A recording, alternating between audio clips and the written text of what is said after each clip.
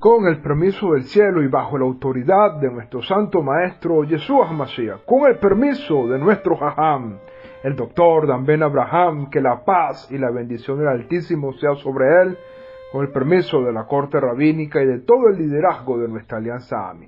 Vamos a comentar la parashá de esta semana que tiene por nombre Ki Tavo.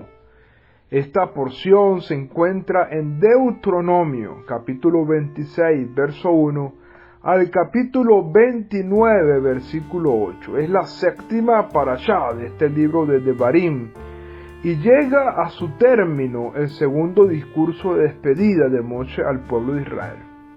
El discurso comprende el último repaso a algunos mandamientos, comenzando con uno que habría de ser relevante una vez que el pueblo de Israel entrara. Ki Tavo, cuando entres, cuando vengas a la tierra de Israel. Por lo tanto, este mandamiento consiste en llevar al templo sagrado los primeros frutos de la cosecha de cada año. Luego Moshe continúa con su evocación del pacto entre Dios y el pueblo judío. Esta parashá contiene 6 misbot, 6 mandamientos, 3 ta'aseh, 3 harás, y 3 lo ta'aseh, es decir, 3 no harás.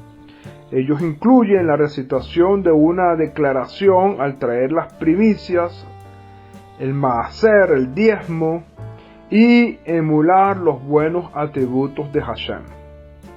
Entre los puntos más destacados de esta parashá se encuentra en primer lugar el tema de las primicias, en segundo lugar las 12 piedras en el río Yardén como una forma de monumento antes de entrar a la tierra prometida, número 3 el acto de proclamación de las bendiciones y las maldiciones, y número 4 una profecía de reproche.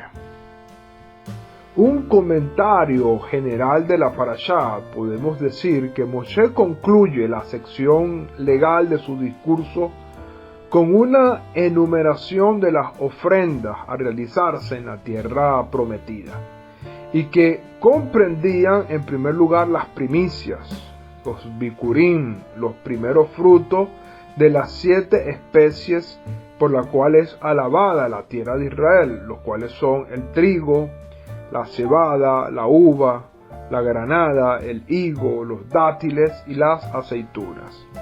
Estos debían ser llevados al Cohen, al sacerdote en el santuario. Y el donante debía recitar entonces una oración de agradecimiento, recordando cómo el Eterno lo había liberado a sus antepasados de la esclavitud de Egipto y conducido a una nueva generación, a una tierra que fluye leche y miel. Este tema de las primicias ya había sido mencionado por primera vez en el Sefer Shemot, especialmente en el capítulo 23, el verso 19 en adelante. Una vez que la tierra fuera conquistada y repartida, los agricultores debían llevar los primeros frutos maduros de la cosecha al templo y entregarlos al Cohen, en una ceremonia que incluía una conmovedora declaración de agradecimiento a Dios por su eterno rol de guía en la historia del pueblo. Cuando el israelita obsequia sus primicias o bikurim al Cohen, esto representa la dedicación de todo lo que posee al servicio de Dios. Uno de los objetivos de la creación es en efecto que reconozcamos que cada uno de nuestros logros, independientemente de cuánto esfuerzo hayamos invertido en el mismo, es un obsequio de Hashem. Como mencionamos anteriormente en la declaración que tenía que hacer la persona como agradecimiento al Eterno al momento de traer las primicias, hay una frase importante que dice de la siguiente manera: un arameo fue mi padre. Así lo ha traducido como varias versiones, pero realmente los sabios dicen que esta expresión tiene que leerse como Un arameo intentó destruir a mi padre. Esta traducción refleja la exégesis de Rashi, que sigue la interpretación del Midrash, la cual también representa la versión que encontramos en la Agadá. Por consiguiente, el arameo en cuestión es Labán, quien intentó engañar a Jacob en cada instancia y por último lo persiguió con la intención de matarlo. Y lo habría hecho de no ser porque Dios le advirtió que no se atreviera a dañar a Jacob. Por lo tanto, en un sentido literal, este término puede traducirse como mi antepasado, es decir, Jacob era un arameo, por el hecho de que Jacob vivió 20 años de su vida en Aram. Sin embargo, como mencionamos anteriormente, la exégesis de este texto es que un arameo intentó destruir a mi padre en alusión a Labán con Jacob. Luego se nos habla del maaser, del diezmo. Un diezmo que en los días del templo era traído cada tercer año del ciclo de la Shemitah. Debía ser entregado a los pobres. Es conocido como el maaser aní, el diezmo de los pobres.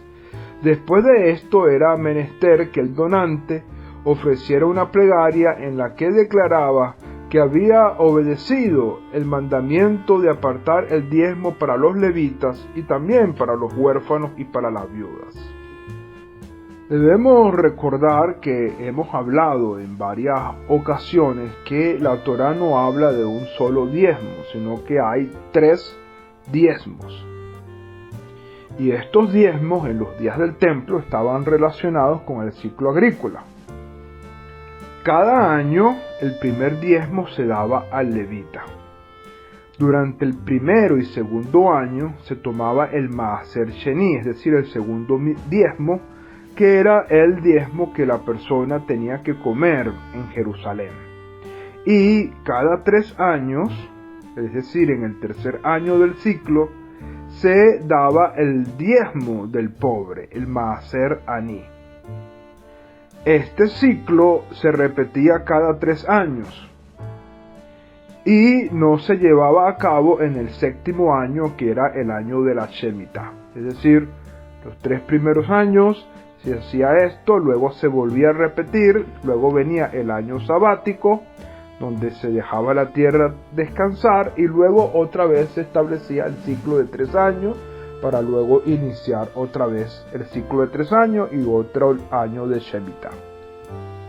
Esto la Torá lo estableció de esta manera, ¿por qué? Porque la economía del pueblo de Israel era una economía basada en la agricultura y por lo tanto estableció estos aspectos para que las personas pudieran traer de sus diezmos para el sustento del tabernáculo de reunión. Obviamente hoy en día la economía ha cambiado, los diezmos no se manejan de la misma manera, ¿verdad? Pero se establece un principio y cada comunidad y cada organización lo establece a su manera. En nuestra alianza, ¿verdad? El principio es que el maaser que correspondía a los levitas sea el diezmo que la persona extrae de sus ganancias, de su sueldo, de su salario y se lo dé a su maestro de Torá. Y también se insta a que una persona pueda apartar los 2 diezmos adicionales, es decir, el diezmo de hacer un ahorro para ir a Jerusalén y el diezmo de darle a los pobres, es decir, 3 diezmos irlos aplicando en nuestra economía y así veremos la bendición de Hashem. Luego la parashá nos sigue hablando de que Moshe y los ancianos instruyeron al pueblo para que llevaran a cabo varios actos solemnes después de cruzar el río Yardén. En el primer lugar colocarían grandes piedras en el monte Eibal e inscribirían claramente sobre ellas todas las palabras de la Torá. En segundo término, debían construir un altar de piedras y sacrificar sobre él ofrendas quemadas y ofrendas de paz. La comida del sacrificio que seguía estas últimas debía ser servida en una atmósfera de regocijo. En tercer lugar, la aceptación de la Torá debía ser ratificada por las 12 tribus de la siguiente manera. 6 debían estar al pie del monte Gerizim, representado por las bendiciones, en tanto que las otras 6 tribus restantes debían ubicarse en el monte Eibal. Luego los levitas mencionarían las consecuencias que sufrirían quienes practicaran idolatría, deshonraran a sus padres, corrieran una línea divisoria de su vecino, desviaran a los ciegos de su camino, incluyendo el que aconseja mal, actuaran injustamente con el extranjero, con el huérfano y la viuda, actuaran en forma inmoral en todas sus formas, asesinaran a alguien ocultamente, quien hubiera sobornado por levantar a falso testimonio en una causa de pena capital, y por último, no observaran los mandamientos en general. De esta manera, el pueblo había sido advertido frecuentemente acerca de las consecuencias de desobedecer las leyes de Hashem. Y ahora que estaba a punto de entrar en la tierra prometida, Moshe consideró su deber de enfatizar más aún las consecuencias que traería su conducta futura. Si los hijos de Israel observaban los mandamientos de Hashem, recibirían numerosas bendiciones, incluso la prosperidad en sus campos, en sus ciudades, abundancia de ganado, el sometimiento de los enemigos y la supremacía sobre otras naciones. Moshe comenzó su tercer y último discurso. En él exhortó al pueblo a recordar a Dios, quien nos protegió de Egipto, y luego durante su deambular por el desierto, los continuó protegiendo, y de la misma manera lo continuará protegiendo en el futuro. Estos entonces son los aspectos generales de esta parashá Ki Tavo, que como vemos hay tópicos muy interesantes de los cuales vamos a estar analizando con las lecturas diarias de la parashá. De esa manera vamos a poder profundizar un poco más en algunos tópicos o temas que hemos tocado de forma superficial en este audio de aspectos generales. Sin embargo, podemos decir que esta parashá es extraordinaria porque reafirma nuestro compromiso con Hashem.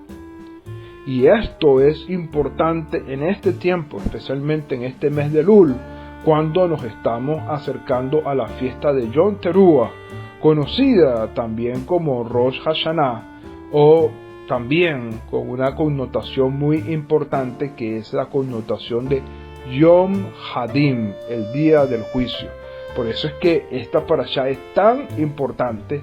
¿Por qué? Porque, como dije anteriormente, establece el compromiso que tenemos que tener con Hashem, con su Torah, para que podamos vivir conforme a sus mandamientos. Pueda el Eterno ayudarnos a seguir adelante y que cada vez podamos cada día afianzarnos en la Torah, para que nos vaya bien y podamos tener la bendición del Eterno, que es la que finalmente enriquece y la que no añade ningún tipo de tristeza con ella.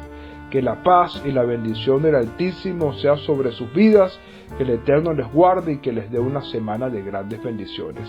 Shalom Ubrajá.